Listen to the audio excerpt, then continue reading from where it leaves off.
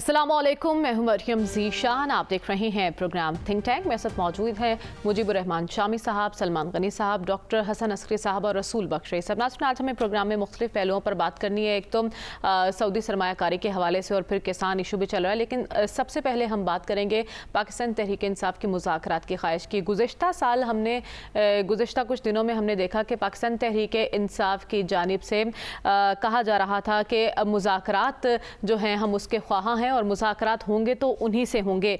और इस दौरान हमने देखा कि बानी पीटीआई की जानिब से कुछ 3 नाम भी सामने आए, जिसमें शिबली फराज साहब, उमर अयूब साहब और अली अमीन गन्नापुर साहब के नाम सामने आए। लेकिन जब ये मुज़ाकरात की बातें हो रही थी तो पीटीआई के रहनुमाओं की जानिब से मुज़ाकरात को लेकर मुख्तलिफ आरा सामने आई। कुछ क्लियर कट ये कह रहे थे कि बात होगी तो उन्हीं से होगी, और कुछ ये भी कह रहे थे कि सियासी जमातों के साथ भी बातचीत हो सकती है।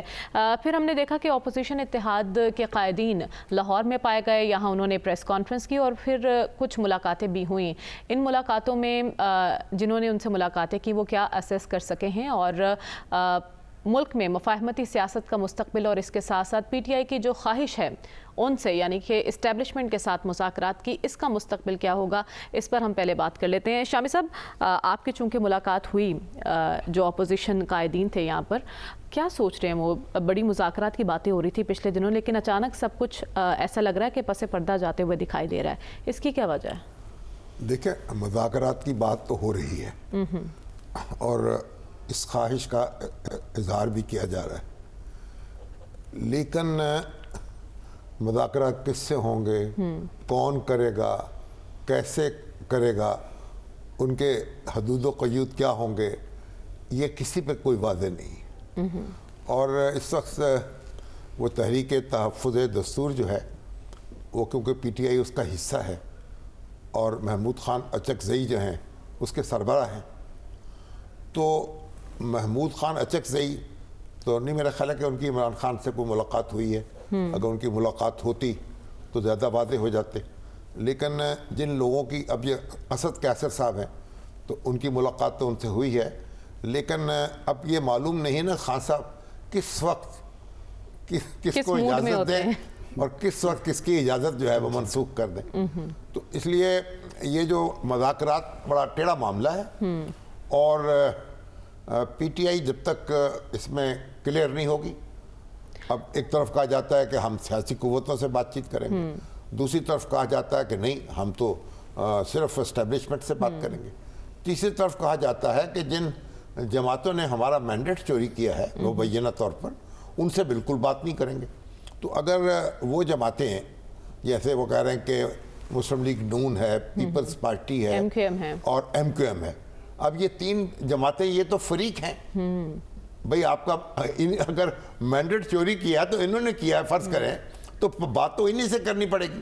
तो लेकिन शामी साहब, कन्फ्यूजन जहाँ भी है ना, वो जिनसे बात करने की ख्वाहिश रखते हैं उन पर बराह रास्त संगीन नौयत के इल्ज़ामात भी लगाते हैं। तो ये क्या स्ट्रेटजी है कि आपने जिनसे बात करनी है आप उन पर तनकीद भी कर रहे हैं? तनकीद कर, उनका ख्याल ये है कि तनकीद से यानी जो ऑफेंसिव है उससे वो उसका डिफेंस कर रहे हैं। वो जो कहते हैं ना, मुहावरा है ना कि जो बेहतरीन डिफेंस जो है वो ऑफेंस है, दूसरे पे आप तेजी से हमला कर दो ताकि उसको वो खौफजदा हो जाए, अपनी बात से पीछे हट जाए, कंफ्यूज हो जाए। लेकिन ये बात कारगर होगी नहीं। अच्छा। उनको क्लियरली बात करनी पड़ेगी और उनको सियासी जमातों के साथ बात करनी पड़ेगी, और जब ये मामला इनके दरमियान तय हो जाएगा तो फिर एस्टेब्लिशमेंट से बात करना और उससे बात मनवाना बहुत आसान हो जाएगा।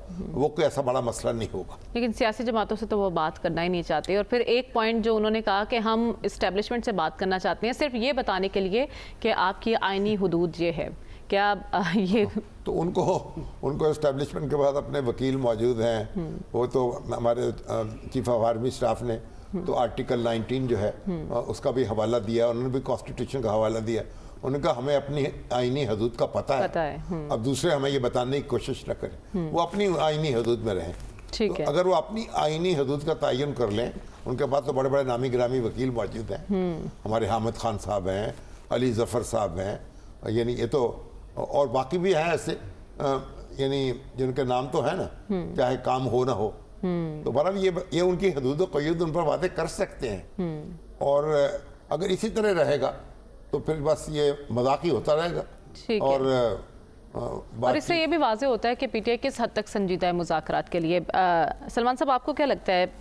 یہ بھی کہا جا رہا ہے ایک مشروط جو بات کی جا رہی ہے کہ جب تک رہائی ممکن نہیں ہوتی تب تک کوئی بات چیت نہیں ہوگی. حماد رضا صاحب نے بھی ایسی کوئی بات کی, تو مستقبل قریب میں کوئی ریلیف ممکن نظر آ رہا ہے بانی پی ٹی آئی کے لیے؟ دیکھیں, یہ جو قومی مفاہمت ہے یہ ایک بنیادی ضرورت ہے پاکستان کی. داخلی, علاقائی, عالمی سطح پر ہم جس گمبھیر صورتحال سے دو چار ہیں, اس کی کنجی تو مفاہمت ہے. لیکن اس میں رکاوٹ کون ہے؟ کہ یہ میں رکاوٹ اب کی بات نہیں کر رہا, یہ کیفیت پچھلے کئی سالوں سے جاری ہے. ماضی کے اندر ہمیشہ مفاہمت کی بات حکومت کیا کرتی تھی اور حکومتی ذمہ داری بھی ہوتی تھی کہ حکومت انیشیٹو لے. لیکن پاکستان کے اندر پی ٹی آئی کی لیڈرشپ جو ہے وہ سیاسی مخالفین کو تو تسلیم کرنے کے لیے تیار ہی نہیں, اور پاکستان کی سیاسی تاریخ میں واحد پرائم منسٹر تھے جنہوں نے 3.5 سال میں ایک دفعہ بھی مفاہمت کی بات نہیں کی, بلکہ اپنے مخالفین کو دیوار سے لگانے کی بات کی. لیکن اب وہ بار بار یہ کہتے نظر آ رہے ہیں کہ جی اسٹیبلشمنٹ سے بات ہوگی. شامی صاحب بھی موجود تھے, اپوزیشن قائدین سے جب بات چیت ہوئی تو میں نے کل بھی کہا تھا کہ ہمارے برادرم اسد کیسر صاحب نے جو بات کی, انہوں نے کہا کہ نہیں اب کوئی بات چیت نہیں ہوگی. لیکن اگر آئین اور قانون پہ بات, بھئی آئین اور قانون پہ آپ اسٹیبلشمنٹ سے بات, آپ پولیٹیکل لوگوں سے بات چیت کیوں نہیں کرتے؟ لیکن وہ جو 3 نام دیے بانی پی ٹی آئی نے, میں آپ کو بتا رہا ہوں, وہ کیا سرگرم ہے اس حوالے سے؟ انہوں نے کہا جی کہ اب اسٹیبلشمنٹ سے بھی بات نہیں ہوگی. اور کس اسٹیبلشمنٹ سے بات؟ آپ دنیا بھر میں پاکستان کی اسٹیبلشمنٹ کے ذریعے پر برس کر جو جاگنسائی پاکستان کی کر رہے ہیں, ایک طرف تو ان کے ترجمان کہتے ہیں کہ انہوں نے ہمیں اپروول دے دی ہے کہ وہ اسٹیبلشمنٹ سے بات کریں گے اور 3 لوگوں کے نام دے دیے, اور دوسری طرف بانی پی ٹی آئی کے چیئرمین کے جو آرٹیکل چھپ رہا ہے اس میں وہ پاکستان کی کس شخصیت کو ٹارگٹ کر رہے ہیں, اور انہی سے مذاکرات کی بات یہ کہ یہ وہ جو ان سے ملنے جاتے ہیں نا, میں ہمیشہ کہتا ہوں انہوں نے کام تقسیم کر رکھا ہے, اور ان کے اس طرز عمل سے ان کی پارٹی کے لیے پرابلمز بڑھ رہی ہیں. حکومت کا تو کوئی ایشو ہی نہیں ہے. آپ دیکھیں کہ بانی پی ٹی آئی نے اپنے سیاسی مخالفین کی بجائے اسٹیبلشمنٹ کے مقابل اپنی پارٹی کو لا کے کھڑا کر دیا ہے. خود تو وہ اندر بیٹھے ہیں, خود تو جناب دیسی مرغی سے مستفیض ہو رہے ہیں, لیکن ان کی پارٹی کے لیے پرابلم پیدا ہو رہی ہے. اور یہی وجہ, اب لیٹسٹ ابھی خبر آئی ہے کہ وہ 9 تاریخ کو پھر انہوں نے احتجاج کی کال دے دی ہے. کون سی احتجاج کی کال کو ان کو پذیرائی ملی ہے؟ دیکھیں بات یہ میں آج بھی سمجھتا ہوں کہ بنیادی ذمہ داری حکومت کی ہے, اور شہباز شریف صاحب نے ان کے دور کے اندر بھی ان سے جب شدید تناؤ تھا انہوں نے کہا تھا کہ ہم بات چیت کرنے کے لیے تیار ہیں. اس وقت اپوزیشن میں تھے, ان پہ مقدمات تھے, ان کے بھائی صاحب جیل کے اندر تھے, ان کی بھتیجی جیل میں تھی. انہوں نے کہا تھا ہم بات کرنے کے لیے تیار ہیں. یہ اصل میں بات چیت کرنے کے لیے تیار نہیں ہے, اس لیے کہ وہ اپنے آپ کو نا مبرہ وہ چاہتے یہ ہیں, وہ سمجھتے تھے کہ پاکستان کی اسٹیبلشمنٹ کو, پاکستان کی ریاست پر اپنے طرز عمل سے وہ اثر انداز ہو جائیں گے, یہ ڈیفینسو پہ آ جائیں گے, وہ ڈیفینسو پہ آ جائیں گے. وہ ڈیفینسو پہ نہیں آتے. دیکھیں یہ جو اسٹیبلشمنٹ ہے نا, یا ریاست وہ ریاست سے بالا تر نہیں ہے. بڑی کلیئر بات ہے. پولیٹیکل لیڈرشپ جو ہوتی ہے اس کا طرز عمل سیاسی ہوتا ہے, وہ اپنے آپشنز رکھتے ہیں. آپ ایک پارٹی اپنی جو ملنے جاتی ہے اسے کہتے ہیں اسٹیبلشمنٹ سے بات کرنی ہے, دوسری پارٹی آتی ہے وہ کہتی ہے جی اپنی سیاسی قوتوں سے بات کرنی ہے. پھر آپ کہتے ہیں کہ ان قوتوں سے بات نہیں ہوگی. بات ہے کہ وہ پانی جو ہے پلوں کے نیچے سے ہی گزرنا ہے. جب بھی بات ہوگی, ابھی یہ میں آپ کو بتا دوں, کوئی بریک تھرو نہیں ہوا, کوئی بات چیت نہیں ہوئی, نہ اسٹیبلشمنٹ کی طرف سے کوئی انہوں نے ان کو کوئی سگنل دیا ہے. بات یہ کہ یہ اپنے آپ کو سیاسی محاذ پر رکھنے کے لیے اس طرح کی باتیں کرتے ہیں, اور یہ کوئی اچھی چیز نہیں, پاکستان کے حوالے سے اچھی نہیں ہے, پاکستان کی معیشت کے حوالے سے اچھی چیز نہیں ہے. اور جس گمبھیر صورتحال سے پاکستان 2-4 تھا, اچھی بات ہوتی. کیا نواز شریف صاحب اس صورتحال سے 2-4 نہیں ہوئے؟ انہوں نے سب کچھ کرنے کے بعد اپنے بیہیویئر سے, آج ان کا چھوٹا بھائی پاکستان کا پرائم منسٹر ہے, بیٹی ان کی پنجاب کی چیف منسٹر ہے, لیکن آپ سمجھ رہے ہیں کہ آپ ریاست سے بالا تر ہیں, تو پھر آپ مقابلہ کریں, لیکن آپ سیاسی کارکنوں کو, اپنی پارٹی کے سیاسی کارکنوں کو اپنی آگ کا ایندھن نہ بنائیں. یہ ایسٹ ہوتی ہے پولیٹیکل پارٹیز. ٹھیک ہے, بانی کی جانب سے ہدایت کچھ اور آتی ہے, رہنما کچھ اور کہتے ہیں, یعنی کنفیوژن برقرار ہے. ڈاکٹر صاحب کیا لگتا ہے آپ کو, پی ٹی آئی کی پالیسی میں اتنا تضاد کیوں ہے؟ دیکھیے, ڈائیلاگ کا خواہش تو ہے, لیکن عملی طور پر ڈائیلاگ کے امکانات نہیں ہیں, کیونکہ اگر 3 پارٹیاں ذہن میں رکھی جائیں, ایک پی ٹی آئی ہوگی, ایک گورنمنٹ ہوگی, ایک اسٹیبلشمنٹ ہوگی, ان تینوں جگہ بھی کوئی ہمیں خواہش نظر نہیں آتی جو ہے وہ ڈائلاگ کی۔ پی ٹی آئی کے اندر آپ یہ دیکھتے ہیں کہ ایک وقت میں کئی قسم کی آوازیں آپ کو سنائی دیتی ہیں، جس کی وجہ سے ہمیں یہ نہیں پتہ لگتا کہ اصل ان کی اسٹریٹجی کیا ہے۔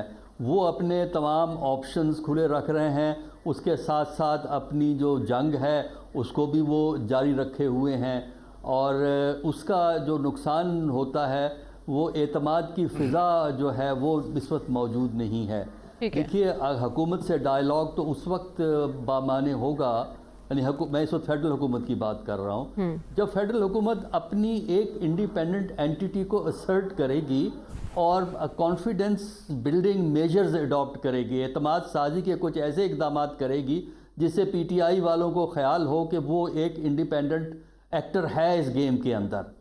دوسرا، جہاں تک اسٹیبلشمنٹ کا تعلق ہے، پاکستان کی ہسٹری ہمیں یہ بتاتی ہے کہ اسٹیبلشمنٹ نے اسی وقت بات کی ہے جب وہ یا تو ویک پوزیشن میں ہو، کسی ایسی صورتحال ہو جائے کہ پوزیشن ویک ہو جاتی ہے، یا ان کو ریکمنڈیشن انٹرنیشنل لیول سے آئی ہو کہ کسی نہ کسی طریقے سے پولیٹیکل فارمولا کر لیں۔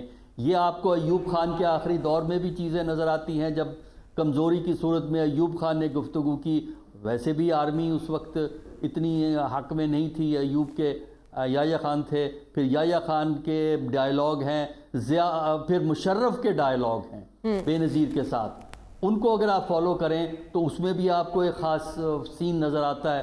تو میرا خیال ہے یہ فیکٹر، لیکن ڈاکٹر صاحب آپ چونکہ وقت بدل چکا ہے، زمانہ بدل چکا ہے، اور ایک اعلان بھی ہوا تھا کہ ہم سیاست میں مداخلت نہیں کریں گے، اس کے باوجود ایک پارٹی کی جانب سے بار بار پکارنا، کیا یہ درست ہے؟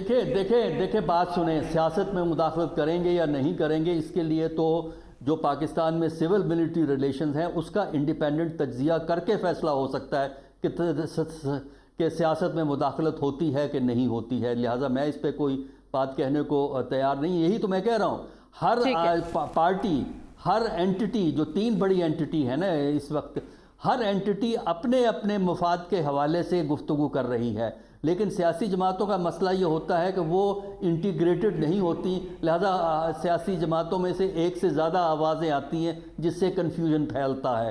تو جو ادارے ہوتے ہیں وہ ایک انٹیگریٹڈ اینٹی ہوتے ہیں، ڈسپلن ہوتا ہے، ان میں کام کرنے کا ایک اسٹیبلش طریقہ کار ہوتا ہے، لہذا وہاں آپ کو کیوس نظر نہیں آئے گا۔ سیاسی جماعتوں میں اور سیاسی عناصر میں کیوس، اور سیاسی عناصر میں اس وقت اعتماد کی فضا بہت خراب ہے، اور اگر حکومت اعتماد کو بحال کر دے تھوڑا بہت پی ٹی آئی کے ساتھ، تو میرا خیال ہے کہ پھر پی ٹی آئی ادھر کی بجائے اس طرف سیاست کی طرف آنے کی کوشش کرے گی۔ ٹھیک ہے، تو اعتماد کی فضا قائم کرنا آپ کہہ رہے ہیں حکومت وقت کی یہ ذمہ داری ہے، لیکن وہ تو حکومت وقت سے بات ہی نہیں کرنا چاہتے۔ رسول بخش رئی صاحب، کیا لگتا ہے آپ کو مستقبل قریب میں مذاکرات کا کوئی امکانات آپ کو دکھائی دے رہے ہیں؟ مجھے تو بالکل دکھائی نہیں دے رہے۔ اس کی بنیادی وجہ یہ ہے کہ ملک کا سب سے بڑا تضاد کیا رہا ہے تاریخ میں، اور اس وقت وہ بڑا تضاد کون سا ہے، اس کو سمجھنے کی ضرورت ہے۔ اس کی طرف پروفیسر حسن عسکری رضوی نے اشارہ کر دیا ہے، ہم اس کے بارے میں زیادہ بات نہیں کرنا چاہتے۔ اس وقت جو تقسیم ہے پاکستان میں وہ اسی موضوع کے اوپر ہے، اور تاریخ میں ہمیشہ وہی رہی ہے۔ کیا اس کو حل کرنے کے لیے جن کے پاس اصل طاقت ہے ریاست کی، وہ تیار ہیں یا نہیں ہے؟ اصل مسئلہ یہ ہے، اور مجھے وہ تیار نظر نہیں آ رہے، کیونکہ ان کی طرف سے جو سیاسی طاقتیں ہیں ان پر اعتماد نہیں ہے۔ یہ سیاسی طاقت جب پیپلز پارٹی کے پاس تھی اعتماد نہیں تھا، جب مسلم لیگ نون کے پاس تھی اعتماد نہیں تھا، جب تحریک انصاف کے پاس آئی اعتماد نہیں تھا۔ وہ اعتماد نہیں ہے، اعتماد کی کمی وہاں پہ ہے۔ اصل بات یہ ہے کہ پاکستان نے بحیثیت قوم اور ہمارے حکمران طبقے یہ فیصلہ کرنا ہے کہ آئین کی حکمرانی چلے گی یا طاقت کی حکمرانی چلے گی۔ طاقت کی حکمرانی کے کرشمے ہم نے ملک میں دیکھ لیے ہیں۔ آئین کی بات کریں، اور آئین کی کیا حدود و قیود ہیں، اس کا فیصلہ مختلف فریق نہیں کرتے، اس کا فیصلہ ایک آزاد عدلیہ کرتی ہے۔ رسول بخش رئی صاحب، آپ کو نہیں لگتا کہ جب آئین و قانون کی بالادستی کی بات ہو اور جب آپ نے ان پوائنٹس پر بات کرنی ہو تو سیاسی جماعتوں کو ایک ٹیبل پر بیٹھنے کی ضرورت ہے؟ جی بالکل ضرورت ہے کہ سیاسی جماعتیں اگر آپس میں ہم آہنگ ہوں، اصول طے کر لیں और जिस तरीके से कि हमने देखा लातीनी अमेरिका में जब मिलिट्री गवर्नमेंट से सिविलियन गवर्नमेंट की बालादस्ती कायम हुई तो उसमें पैटर्न्स हैं, और एक बड़ा पैटर्न ये है कि तमाम सियासी ताकतें लेफ़्ट की, राइट की, सेंटर की, सब इकट्ठे हो गई कि ये 4-5 असूल हैं। और इस वक्त भी ज़रूरत इस बात की है कि अगर बात करनी है इस बात पे नहीं कि इलेक्शन जायज़ थे, नाजायज़ थे, हो गए ना हो गए, अब क्या करना चाहिए। 4 बातें हैं जिनके ऊपर बात करनी चाहिए तमाम जमातों को, हुकूमत में हैं और जो हुकूमत के बाहर हैं। पहली बात आज़ाद अदलिया, दूसरी बात आज़ाद इलेक्शन कमीशन, तीसरी बात कि फ़ौज और इस्टेब्लिशमेंट की मदाखलत नहीं होगी, चौथी बात कि एक एहतसाब का शफाफ अमल होगा, कानून की हुक्मरानी होगी, सब उसके ताबे आएंगे। ये अगर असूल वाज़े हो जाए, और ये भी समझने की बात है कि असूल वाज़े क्यों नहीं हो रहे कि हमारे हुक्मरान तबके में मैं बरमला कहता हूँ कि दयानतदारी नहीं है, मुहिब्बुल वतनी नहीं है, इस खाक से जिससे वो उन्होंने पैसा बनाया है मोहब्बत नहीं है, अवाम की बात करते हैं, अवाम से मोहब्बत नहीं है। ये अगर हुब्बुल वतनी होती तो आप देख लें कि क्या क्या हमारे हुक्मरान करते रहे हैं माजी में। और अगर ये आप उसूल की बात कर रहे हैं रसूल बख्श रईस साहब, लेकिन यहाँ तो अभी तक यही क्लियर नहीं हो पा रहा कि जो मुज़ाकरात की बात कर रही है पाकिस्तान तहरीक इंसाफ, उसका असल एजेंडा है क्या? क्या वो वाकई आइन की बालादस्ती चाहते हैं या सिर्फ उनका मकसद सिर्फ हुसूल इक़्तिदार है? खैर, हमें प्रोग्राम में आगे बढ़ना है और बात करनी है सऊदी सरमायाकारी की। हमने देखा कि सऊदी वफ्द आज पाकिस्तान पहुँच चुका है और $10 अरब तक सरमायाकारी मुतवक्के है। 3 रोज़ा पाक सऊदी सरमायाकारी कॉन्फ्रेंस कल से इस्लामाबाद में शुरू होने जा रही है। तो ऐसे माहौल में जब हमने देखा कि हुकूमत को आगाज़ में मुश्किलात का सामना रहा, सलमान साहब, ये सरमायाकारी मईशत के लिए कितना बड़ा सहारा होगी? देखिए, ये जो अप्रैल का महीना है ना, ये पाकिस्तान और सऊदी अरब के दरमियान तल्लुकात कार और ख़ास तौर पे सरमायाकारी के अमल के हवाले से एक नया संग मील है।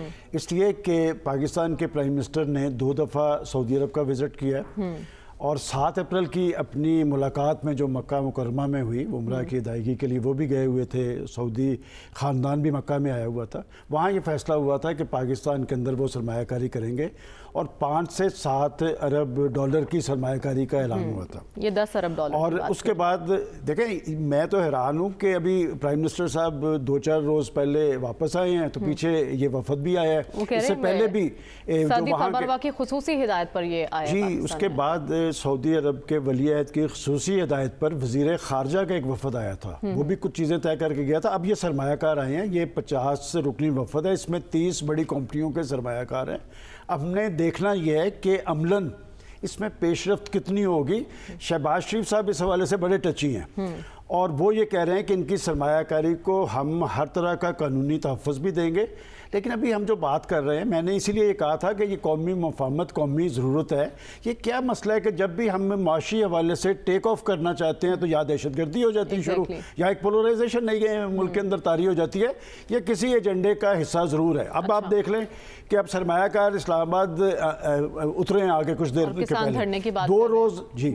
तो बात यह कि इन सारी चीज़ों पे अगर पाकिस्तान की पॉलिटिकल लीडरशिप में कोई संजीदगी हो, मैं ये नहीं कहता किसी एक पार्टी की बात नहीं कर रहा, ये सिलसिला 1 दहाई से चल रहा है कि पाकिस्तान के अंदर कोई प्राइम मिनिस्टर है या अपोजिशन लीडर है, अगर वो इक़्तिदार में नहीं है या उस इक़्तिदार के नतीजे में वो इक़्तिदार में नहीं आ गया, बाकी सारे इलेक्शन गलत हो गए और उनका इलेक्शन दुरुस्त है। देखें, ये मैं समझता हूँ कि खालिस्तान एक संजीदा अमल है, इसलिए कि सऊदी अरब ने इस पैमाने पे सरमायाकारी पहले नहीं की। सऊदी अरब एक माशी कुव्वत है और पाकिस्तान एक दफाई कुव्वत है और ये 2 तरफा तल्लुक है। ये नहीं है कि जी सऊदी अरब हमारे पे कोई ख़ास नवाजिश कर रहा है। सऊदी अरब के बाद देखें ना, हरमैन शरीफैन के तहफ़्फ़ुज़ की ज़िम्मेदारी एक मुआहदे के तहत हमारे पास है। और मैं ये भी बताता चलूँ कि ये सऊदी अरब ही है कि वहाँ पर सिर्फ हर आने वाला जो प्राइम मिनिस्टर होता है वही नहीं वहाँ पर जाता। हमारे जो दफाई उनके साथ तल्लुकात है, हमारे जो आर्मी चीफ की भी हमेशा जब सऊदी अरब जाते हैं तो उनकी भी वली-ए-अहद से मुलाकात होती है। लिहाजा एक संजीदा अमल शुरू हुआ है कि एड की बजाय ट्रेड का अमल। तो क्या ट्रेड का अमल पाकिस्तान के अंदर और इस्लामाबाद में जो मुज़ाकराती अमल के नतीजे में नतीजा खेज होगा? देखिए, बात यह कि अगर उसी स्पिरिट के मुताबिक ये इन्वेस्टमेंट होती है और इन्वेस्टमेंट के समरात सामने आते हैं तो यकीनन मुआशी बहाली भी होगी और तरक्की का अमल भी तेज़ होगा। लेकिन पाकिस्तान के अंदर सियासी सियासी माहौल दुरुस्त करना इसके लिए ज़रूरी है। इसके लिए ज़रूरी है, लेकिन बात ये भी कही जा रही थी कि हमें मदद की नहीं तरक्की की ज़रूरत है।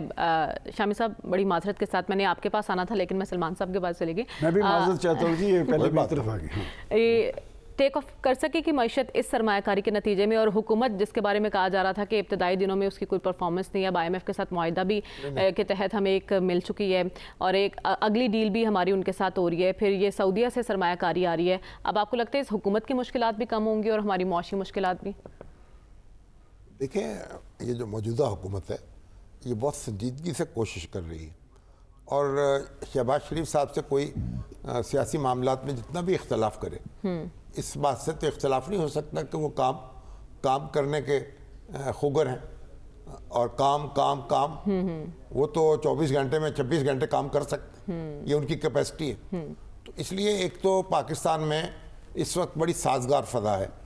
एक तो ऐसा वज़ीर आज़म है जो सियासी अमूर में या ये फ़िकी अमूर में नहीं उलझता और अपने काम से काम रखता है, और दूसरा जो हमारे चीफ ऑफ आर्मी स्टाफ हैं, उनका भी बड़ा क्लैरिटी है उनके यहाँ कि पाकिस्तान को मुआशी तौर पर आगे बढ़ाना है। और जो हमारी ये फैसिलिटेशन काउंसिल बनी है, ये भी एक नया तजर्बा है ना, और उसमें अब मरकज़ी हुकूमत, वफाकी हुकूमत और सूबाई हुकूमतें और फिर हमारी दिफाई अदारे सब शरीक हैं। तो अब सऊदी अरब तो लगता है कि पूरी कुव्वत के साथ पाकिस्तान के साथ खड़ा है, और अब ये हमारा इम्तिहान है कि हम अपने यहाँ साजगार माहौल बनाएं, हम अपने सिस्टम को दुरुस्त करें, हम और हमारी सलाहियत जो है वो हम साबित करें कि हम जल्दी से जल्दी इन्वेस्टमेंट को अट्रैक्ट कर सकते हैं और अमली जामा पहना सकते हैं मंसूबों पर। तो मेरा ख्याल है कि यकीनन पाकिस्तान की माशी मुश्किलात भी कम होंगी और पाकिस्तान आगे भी बढ़ सकेगा। लेकिन अगर हमने ये यहाँ दमा चौकड़ी मचाए रखी और हंगामा बर्पा करते रहे और ख़ुद भी डरते रहे, लोगों को भी डराते रहे, तो फिर कुछ नहीं कहा जा सकता कि हमारा यानी क्या मामला हो, हमारे मंसूबे जो हैं धरे के धरे न रह जाएं। लेकिन मेरा ख्याल कौम को रियलाइज़ करना चाहिए, और मेरा ख्याल कौम का बड़ा हिस्सा जो है वो इसके साथ खड़ा होगा। और अभी तो आप देखें ना, जो चांद पर हमने अपना वो सैयारा भेजा है, तो उसके बाद भी ऐसे लोग भी मौजूद थे जो उसका मजाक उड़ा रहे थे। Exactly. और वो अब मैं ये समझता हूँ कि ये किसी सियासी जमात के लोग नहीं हो सकते। पाकिस्तान की कोई सियासी जमात कैसे कर सकती है कि पाकिस्तान के किसी अचीवमेंट का मजाक उड़ाए? ये एक माइंडसेट है। लगता है इसमें कुछ लोग ऐसे हैं, नकाब पोश हैं, या कोई गैर मुल्की जो हैं राब्ते रखने वाले लोग हैं, जो कि पाकिस्तानी कौम को डिमोरलाइज करना चाहते हैं। तो ये जिम्मेदारी है ना, PTI की भी जिम्मेदारी है कि वो टटोले अपनी सफ़ों को। अभी तो आप देखें वो अदील राजा है, मरवत साहब की उनके पीछे तो मरवत साहब पड़े हुए हैं ना, उनकी तो उन्हें मुश्किल कस दी है कि भाई इनकी बातों में ना जाएं आप और PTI खाते में ना डालें। तो मेरा ख्याल जो लोग मनफी प्रोपेगेंडे में मसरूफ़ है, पाकिस्तानी रियासत और पाकिस्तानी अवाम को डिमोरलाइज करना चाहते हैं, उनका भी PTI को खुद भी उनका जायजा लेना चाहिए और उनके खिलाफ कार्रवाई करनी चाहिए और अपने आप को उनसे अलग करना चाहिए। और मेरा ख्याल ये हो भी रहा है। मर्रत साहब को मजीद हलाशरी मिलनी चाहिए। ठीक है। और हमने देखा कि ऐसे मामलात में, स्पेशली जब इन्वेस्टमेंट का मामला और मुल्क की मईशत की बात हो, तो तमाम सियासी जमातों को ज़िम्मेदारी का मुजाहरा करना चाहिए। डॉक्टर साहब, क्या लगता है आपको ये जो सरमायाकारी आ रही है सऊदीया से, कितनी अहमियत की हामिल है पाकिस्तान के लिए उस वक्त जब हम एक गर्दाब में फंसे हुए हैं? देखिए, ये एक अच्छी खबर है कि सऊदी अरेबिया के सरमायाकार पाकिस्तान में आए हैं। वो ज़ाहिर है कि यहाँ इन्वेस्टमेंट की अपॉर्चुनिटीज़ को एक्सप्लोर करने के लिए आए हैं, और उसके अलावा हुकूमती सतह पर भी बड़ा गहरा राब्ता हम देख रहे हैं इस महीने, पिछले महीने अप्रैल के अंदर जो हमें नज़र आया है। लेकिन दो तीन चीज़ें जहन में रखनी ज़रूरी हैं। पहले तो ये है कि जो $10 बिलियन की बात हो रही है वो एकदम नहीं आएगा। इन्वेस्टमेंट एकदम नहीं हुआ करती है, ये इन्वेस्टमेंट बतदरीज होती है। तो हमें देखना यह है कि ये 10 बिलियन एक साल में आएगा कि 2-3 साल में आएगा। और इन्वेस्टर हमेशा असूल है कि वो थोड़ी सी इन्वेस्टमेंट करता है, फिर हालात को देखता है और फिर उसको बढ़ाता चला जाता है। तो इसमें जहाँ हमारे प्राइम मिनिस्टर साहब ये फरमाते हैं कि वो कानूनी तहफ़्फ़ुज़ देंगे, لیکن قانونی تحفظ صرف قانونی تحفظ انویسٹمنٹ کے لیے کافی نہیں ہوتا، بڑا اہم ہوتا ہے لیکن وہ کافی نہیں ہوتا. اس کے ساتھ ساتھ آپ کو انتظامی تحفظ بھی پرووائڈ کرنا ہے کہ کیا آپ کے ہاں پروفیشنلزم ایگزسٹ کرتا ہے، کیا آپ پروفیشنلزم سے ان کو ڈیل کریں گے جس طرح کے دوسرے ملکوں میں، جب ان کی سعودیہ کی انویسٹمنٹ صرف پاکستان میں نہیں بلکہ اور ملکوں کے اندر بھی ہے جہاں پروفیشنلی ان کو ڈیل کیا جاتا ہے. لہذا کس حد تک ہماری انتظامیہ ان سے ہیلپ کرے گی، پرائم منسٹر اس کو دیکھیں، ورنہ ہمارے ہاں انتظامیہ جو ہے وہ چکر لگواتی رہتی ہے، خراب کرتی ہے لوگوں کو. امید یہی ہے کہ اب جو نیا نظام آیا ہے انویسٹمنٹ کا اس سے کچھ بہتری ہو جائے. پھر اس کے علاوہ اس کے لیے سیاسی ماحول کی بھی ضرورت ہوتی ہے. ہمارے ہاں ایک غلط فہمی سرکاری طبقوں میں ہمیں نظر آتی ہے کہ وہ سیاست اور معیشت کو علیحدہ کر دیتے ہیں. وہ یہ سمجھتے ہیں سیاست میں جو بھی گند مچتا رہے، لڑائیاں چلتی رہیں، گرفتاریاں ہوتی رہیں، سیکشن 144 لگتے رہیں، ہڑتال ہوتی رہے، لیکن ہم جو ہے اپنا معیشت کو اس سے سیپریٹ کر دیں گے. معیشت اور سیاست کبھی سیپریٹ نہیں ہوئے ہیں، دونوں ایک دوسرے کو ری انفورس کرتے ہیں یا دونوں ایک دوسرے کو تباہ کرتے ہیں. ٹھیک ہے، آپ نے دو باتیں کی، ایک تو ہمیں سیاسی ماحول بہتر کرنے کی ضرورت ہے اور دوسرا ایسے اقدامات کرنے ہوں گے کہ انویسٹرز کے لیے جو ہے اٹریکشن برقرار رہے، یعنی کہ عشق کے امتحان بھی باقی ہیں. رسول بخش رئیس صاحب، سب سے پہلے تو میں آپ سے جاننا چاہتی ہوں کہ جو سعودی سرمایہ کاری ہے اس کا کریڈٹ آپ کس کو دیں گے اور اس کے اثرات ملکی معیشت پر کیا ہوں گے؟ میرے خیال میں اس کے لیے بہت کوشش کی گئی ہے اور کاوش جو ہے وہ جنرل صاحب کی طرف سے، ہمارے سپہ سالار کی طرف سے ہے اور ہمارے وزیر اعظم صاحب کی طرف سے بھی ہے، حکومت کی طرف سے بھی ہے کہ ہم مشکل میں ہیں. ہم اپنے دوستوں کو، خلیج کے ممالک ہیں اور سعودی عرب ہے، چین ہے، ان کو ہم یہ کہہ رہے ہیں کہ دنیا ہماری طرف نہیں آ رہی، اگر آنا ہے تو آپ شروعات کریں، آپ سے ہی دنیا آنا شروع ہوگی. کہ پاکستان میں سرمایہ کاری اب ہم سفارتی تعلقات کو بہتر کر کے ان کو جو ہماری دوستی ہے تاریخی طور پر، جو ہمارے رشتے ہیں، ان کا ہم حوالہ دے رہے ہیں اور اس کی بنیاد پر ہم ایک انسینٹیوز دینے کی کوشش کر رہے ہیں سعودی عرب کو اور خلیج کے ممالک کو اور چین کو کہ آپ ہی تو آئیں، آپ تو سرمایہ کاری کریں. کہ اگر مغربی ممالک نہیں آ رہے، جاپان نہیں آ رہا، جنوبی کوریا اس طرح سے نہیں آ رہا، تو یہ بہت اچھی کاوش ہے کہ کہیں سے تو کم از کم سرمایہ کاری کا آغاز ہونا چاہیے. لیکن اس کے ساتھ ساتھ ہمیں اپنے انتظامی، قانونی، عدالتی، سیاسی ہر قسم کی ہمیں اصلاحات کرنے کی ضرورت ہے کہ ہم ایسے فضا جو ہے سازگار بنائیں کہ ہمیں کسی کے پاس جانا نہ پڑے. سرمایہ کار خود ہیں، ساری دنیا میں ایسا ہی ہو رہا ہے. افریقہ میں جا رہے ہیں، لاطینی امریکہ میں جا رہے ہیں. اس وقت سب سے زیادہ سرمایہ کاری افریقی ممالک میں ہو رہی ہے کہ انہوں نے اپنی تاریخ سے کچھ سیکھ لیا ہے کہ ہم نے کیا کرنا ہے. ہمارے وزیر اعظم صاحب کو چاہیے، اچھی بات ہے وہ بہت محنت کرتے ہیں کہ یہ بیوروکریسی جو آپ نے رکھی ہوئی ہے، جس کے بارے میں آپ نے حالیہ دنوں میں بیانات بھی دیے ہیں، افسران کو نکالا بھی ہے، اس سے پاکستان میں وہ فضا جو سازگار نہیں بن سکے گی جس میں کہ عالمی سرمایہ دار پاکستان میں آنا شروع کر دے. اصلاحات لے آئیں، آپ سٹیل مل کو پرائیویٹائز کریں، PIA کو پرائیویٹائز کریں، آپ یہ جو آپ کی دیگر اسٹیٹ اینٹیٹیز ہیں ان کو پرائیویٹائز کریں. کس بات کا آپ انتظار کر رہے ہیں؟ ٹھیک ہے، اس کے اوپر کیا اتفاق ہے ہماری سیاسی جماعتوں میں؟ ان کے اتحادی کیا کر رہے ہیں؟ ٹھیک ہے، آپ حکومت کو مشورہ دے رہے ہیں کہ ابھی مزید کرنے کی ضرورت ہے. ہمیں اس وقت بریک کی جانب جانا ہے اور اس کے بعد بات کریں گے کسانوں کی مشکلات کی، گندم خریداری اسکینڈل کی تحقیقات کی اور حکومتی حکمت عملی کی. اس بریک کے بعد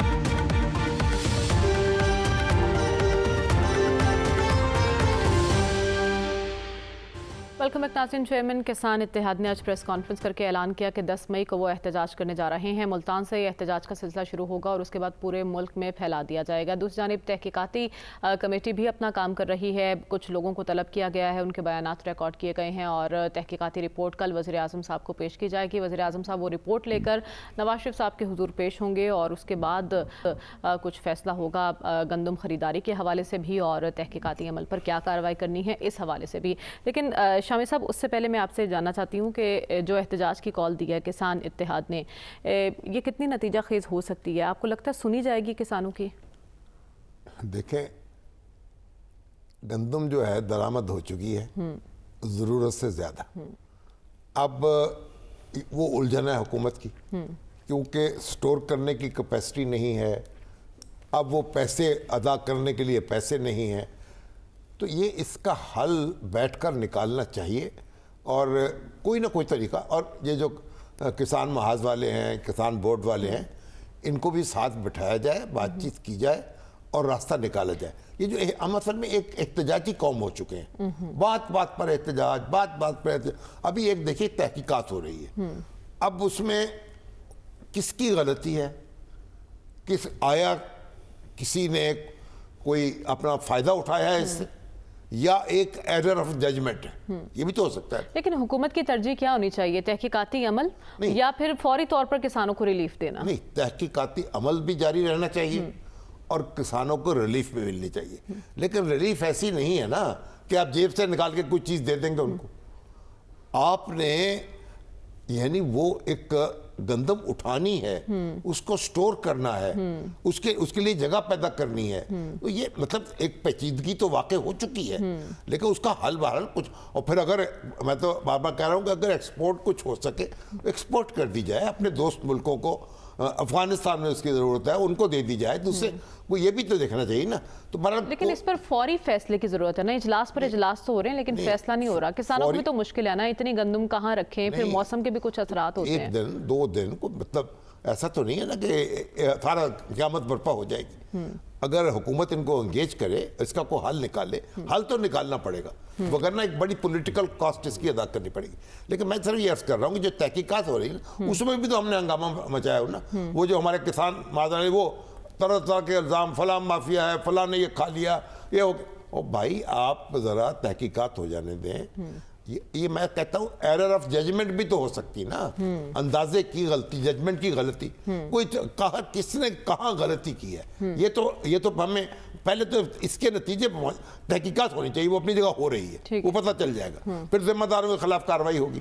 اگر بدنیتی کی بنیاد پر ایسا ہوا ہے تو پھر تو سخت سزا ملنی چاہیے. اور اگر حماقت ہوئی ہے اور اندازہ لگانے میں غلطی ہوئی ہے تو اس کو بھی سامنے آ جائے گی. مگر سوال یہ ہے کہ جو ہر بات پر دھرنا ہے, ہر بات پر ہنگامہ ہے, اور کبھی یہاں کا گھیراؤ ہے, کبھی وہاں کا گھیراؤ, اس سے مسئلہ حل کیا ہوگا؟ ٹھیک ہے, اس سے اب حکومت پر لازم ہے نا, ان لوگوں کو بلائے, بات چیت کرے, تجاویز لے, ان کی کوئی حل نکالے. ایسا نہیں ہے حل نکالنا تو اگر آپ کہیں کہ بھئی ہم خاموش ہو کے بیٹھے رہے اور یہ خود بخود معاملہ رفع دفع ہو جائے گا, ایسا نہیں ہوگا. ٹھیک ہے, یہ سنگین ہوتا جائے گا بحران. بالکل سنگین ہوتا جا رہا ہے بحران, کیونکہ ہم یہ بھی سن رہے ہیں کہ 10 لاکھ میٹرک ٹن گندم کو تو کیڑے بھی پڑ چکے ہیں جو کہ منگوائی گئی تھی, اور وہ اتنی کوالٹی بھی اس کی اچھی کیڑے والی منگوائی گئی ہے. اس کی نسبت ہماری جو ملک سے پیداوار تھی وہ بہت اچھی تھی. جو احتجاج ہونے جا رہا ہے, سلمان صاحب کیا لگتا ہے آپ کو, اس میں کسانوں کو اپنے مقاصد حاصل ہو سکیں گے؟ دیکھیں ہماری گندم ہے سونا, یہ جو آپ کیڑے والی گندم ہے, یہ باہر سے جو گندم آتی ہے وہ پاکستانی پہچان لیتے ہیں, اس میں جو کچھ ہوتا ہے وہ سب کو پتہ ہے. اور یہ ہماری گندم باہر بھی جاتی ہے, سینٹرل ایشین کنٹریز تک بھی جاتی ہے. اور یہ اگاتا کون ہے؟ یہ کاشتکار, کسان. وہ بیچارہ سارا سال کی اس کی محنت ہے. اور یہ بات درست کہی ہے شامی صاحب نے کہ مسئلوں کا سیاسی حل نکالنا بہتر ہے. اور آپ کو یاد ہوگا کہ میں نے کب سے اس بحران کا ذکر کیا تھا, آج میں آپ کو ایک نئے بحران کی نشاندہی کرنا چاہ رہا ہوں. وہ کون سا؟ وہ بحران ہے چینی کا. یہ تو ہم درآمدگان کو پیٹ رہے ہیں نا, اب میں آپ کو برآمدگان کی بتا رہا ہوں کہ وہ برآمدگان انہیں اصل میں عادت پڑ گئی ہے اربوں کے پروفٹ کی. وہ پروفٹ میں لاس بھی برداشت نہیں کرتے. انہوں نے کہا جی کہ ہمارے پاس کین کمشنر پہ دباؤ ڈالا کہ آپ ان سے پوچھیں, ہم گندم باہر بھجوانی چاہیے.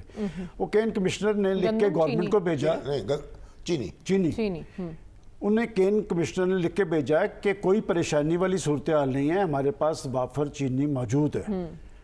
اب وہ اس کین کمشنر صاحب پہ پریشر ڈالا جا رہا ہے کہ آپ یہ لکھ کے دیں کہ جی یہ ہمارے پاس چینی وافر موجود ہے, یہ برآمد کر دی جائے. پی ٹی آئی کے دور میں بھی تو ایک ایسا سکینڈل ہوا تھا پہلے, جی میں آپ کو آج بتا رہا ہوں کہ اگر یہ کین کمشنر صاحب نے اگر تو لیٹر لکھ دیا, یہ اب چینی باہر بھجوائی جا رہی ہے اور اس میں پھر اربوں کا. مگر ایک بات یہ دیکھیں نا, اگر چینی آپ کے پاس وافر مقدار میں موجود ہے تو پھر جو نئی بننی شروع ہو جائے گی, ابھی فصل آئے گی, چینی بننی شروع ہو جائے گی, میں آپ کو اٹھائے گا میں اس پہ ساری کام کر کے, یہ اگر چینی باہر چلی گئی تو 1.5-2 مہینے کے اندر چینی کی قیمتیں دگنی ہو جائیں گی. کہ بات یہ کہ اپنی ضروریات کے مطابق یہ گندم والا بھی یہی ہوا نا کہ ہمارے پاس. لیکن اگر یہ چینی جو ہے وافر مقدار میں موجود ہے तो फिर क्या करेंगे क्या आप इसे? देखिए मैं तो आपको केन काश्तकार को पैसे कौन देगा? कैन कमिश्नर ने लिख के भेजा है कि जी इस वक्त चीनी हमारे पास जो मौजूद है वो चीनी हमारी ज़रूरियात के मुताबिक है। अब उस कैन कमिश्नर से प्रेशर डाल के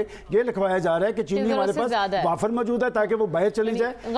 मसला ये है, देखें गंदम का बुरान क्यों तारी हुआ, वो जो 200-300 अरब के खा गए हैं वो तो किसी जगह नहीं, गवर्नमेंट जवाबदेह हो गई है, नित नए चीज़ें सामने आ रही हैं। और एक बात जो मैंने महसूस की है, ये भुगतनी हुकूमतों को पड़ती है। कल ये डॉक्टर कौसर अब्दुल्ला साहब का बयान चल रहा है, आपसे भी उनकी बात हुई है, उन्होंने कहा मैं वजीर था, मुझे पता ही नहीं था।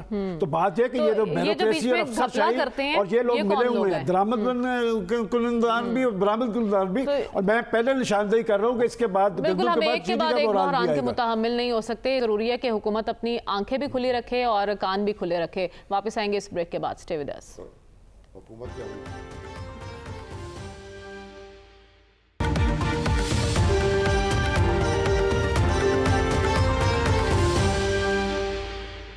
वेलकम बैक नाज़रीन। डॉक्टर हसन अस्करी साहब, क्या लगता है आपको 10 मई को एहतजाज का ऐलान किया है किसान इत्तेहाद ने, तब तक हुकूमत ये मसला हल कर ले कि क्योंकि कल एक अहम इजलास है नवाज शरीफ की ज़ेर सदारत और उसमें इन सारे मामलात को देखा जाएगा? अहम इजलास तो होते ही रहते हैं, 10 तारीख तक तो नहीं, कम से कम हफ्ते 10 दिन से पहले तो ये मसला हुकूमत हल नहीं कर सकती। वजह यह है कि जो हमारा निज़ाम है वो या तो सरमायादारों के लिए है या फिर साहिबान इख्तियार व इक़्तिदार के लिए है, और फैसले इस बुनियाद पर होते हैं कि इन दोनों कैटेगरी के लोगों को फ़ायदा किस पॉलिसी से है। गंदम बाहर से मंगाने में फ़ायदा अगर इनको है तो ज़रूर मंगवानी चाहिए, चीनी को बाहर भेजने में है तो आप एक्सपोर्ट कर दीजिए चीनी को। बाकी आवाम का क्या है, 10 रुपये महंगी हो जाएगी, 15 रुपये महंगी हो जाएगी, वो शोर मचाएंगे, होना हुआ कुछ भी नहीं है। तो मेरा नहीं ख्याल कि हुकूमत इस सिलसिले में सीरियस है। अगर सीरियस होती, ये दो मुख्तलिफ चीज़ें हैं। देखिए चीनी गंदम बाहर से आई, किसको फ़ायदा हुआ, नुकसान हुआ, किसने करवाया, किसने नहीं किया, ये इन्वेस्टिगेशन अपनी जगह है। लेकिन इस इन्वेस्टिगेशन की वजह से आप उस काम को क्यों रोक रहे हैं जो हर साल होता है? यानी हुकूमत गंदम खरीदती है, गंदम खरीदे, ये दो डिफरेंट चीज़ें हैं। इसका उससे कोई अगर ये इस्टेब्लिश हो गया कि चीनी गंदम आई थी और इसका फलां ने मंगवाई थी, तो क्या आप किसान को कंपनसेट कर देंगे? दूसरा हमें ये बता दें, जो मैं रिपीटेडली कह रहा हूँ, कि अगर ये गंदम प्राइवेट सेक्टर ने मंगवाई है तो ये सरकारी गोदामों में किसकी गंदम पड़ी है? अच्छा, मैं एक तजवीज़ देता हूँ जिससे आप ये मसला थोड़ा सा हल कर सकते हैं। पंजाब गवर्नमेंट कहती है हमारे पास पैसा नहीं है, चलिए ठीक है पैसा नहीं है, तो आप ये क्यों नहीं करते कि बलूचिस्तान की हुकूमत और केपी की हुकूमत, बलूचिस्तान ने तो ऐलान भी किया है, केपी ने भी इंटरेस्ट शो किया है, आप केपी और बलूचिस्तान की हुकूमत को गंदम खरीदने दें ताकि वो गंदम खरीद लें।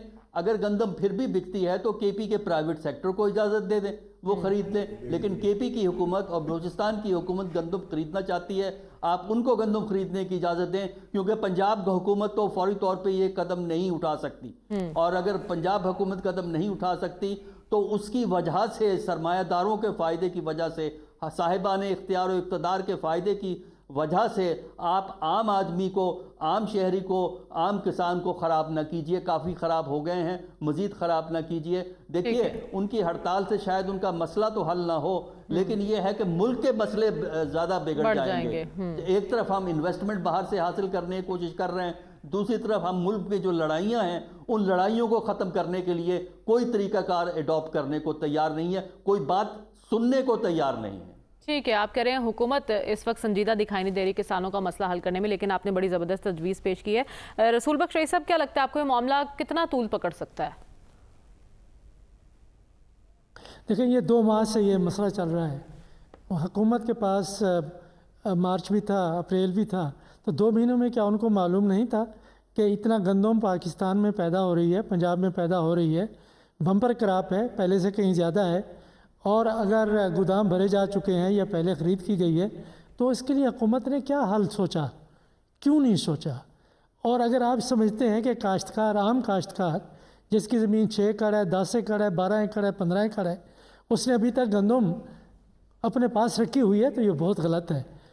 80 से 90% जो काश्तकार है अपनी गंदम फ़रोख्त कर चुका है। इस वक्त गंदम आड़तियों के पास है, ज़ख़ीरा अंदोज़ों के पास है, या उन लोगों के पास है जो बड़े बड़े ज़िम्मेदार हैं। उनके पास तो इतना आमदनी नहीं, इतना माली ताकत नहीं है कि वो अपने पास रख सकते। वो तो उन्होंने सूदखोरों को देनी होती है, जिनसे वो खाद उठाते हैं, जिनसे बाकी चीज़ें कर्ज लेते रहते हैं। तो हुकूमत को सोचना चाहिए, अगर आप समझते हैं कि मुज़ाकरात उनसे करेंगे तो मसला हल होगा, किस बात पर मुज़ाकरात करेंगे? उनको क्या कहेंगे कि वो अपनी गंदम खुद खा जाए, या दरिया में फेंक दें, या समंदर में फेंकें? हुकूमत ने हल तलाश करना है, और हुकूमत के पास अगर हल नहीं है तो उसके खिलाफ मज़ाहमत तो लोग करेंगे। लेकिन आपने कल कहा था कि नवाज शरीफ साहब अपनी कायदाना सलाहियतों का इस्तेमाल करें तो ये मसला हल हो सकता है। अब कल इजलास होने जा रहा है, कितनी उम्मीद रखी जाए कि इस इजलास में मसला हल हो जाएगा? मेरा ख्याल ये है कि ये बड़ी ज़िम्मेदारी है। इस वक्त तमाम हुकूमत के कारिंदे ऐसा लगता है कि खामोश हैं, कुछ नहीं कर सके। तो अगर ये अपने हाथ में मियाँ साहब ने ले लिया है तो मियाँ नवाज शरीफ साहब को ये मसला हल करना चाहिए। उनका कद भी बढ़ेगा, उनकी इज़्ज़त भी होगी, और उनकी कायदाना सलाहियतों का एतराफ़ भी किया जाएगा। ये मसला आप वही हल कर सकते हैं। शहबाज शरीफ साहब नहीं कर सके, मरियम नवाज साहबा नहीं कर सकी, अब वो मसला उनको हल करना चाहिए। अगर उन्होंने अपने हाथ में लिया, अगर वो भी हल नहीं कर सकते तो एक पैगाम बहुत गलत जाएगा हुकूमत के हवाले से। और मेरा ख्याल है कि आप हुकूमत के लिए नागुज़ीर हो गया है सियासी तौर पर कि इस मसले को हल करें।